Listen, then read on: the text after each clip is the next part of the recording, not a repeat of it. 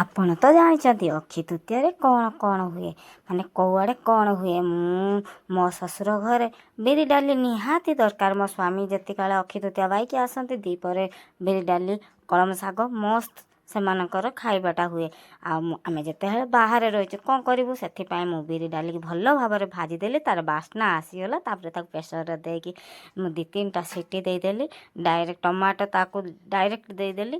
ଆଉ ବିରି ଡାଲି ହେଇସାରିଲା ପରେ ଆମେ ବାହାରିଲୁ ଟିକେ ବୁଲିବା ପାଇଁ। ତା ଭିତରେ ମୋର ଖାଇବା ପୁରା ରେଡ଼ି ହେଇଗଲା। ବନ୍ଧାକୋବି ବି ଟିକେ ଭାଜିଦେଲି, କାରଣ ଖାଲି ବିରି ଡାଲି ତ ଖାଇ ହେବନି। ବନ୍ଧାକୋବି ତା ଦେହରେ କଳମ ଶାଗ, ମୋ ପୁଅ ଯାଇକି କହିଲି ମାଉସୀଙ୍କ ବାଡ଼ିରୁ ଯାଇକି 10 ଟଙ୍କାର କଳମ ଶାଗ ନେଇକି ଆସିଲା। ତାକୁ ମୁଁ ଫଟାଫଟ ଭାଜିଦେଲି ରସୁଣ ପକେଇକି ବଢ଼ିଆ ଛୁଙ୍କ ଦେଇକି।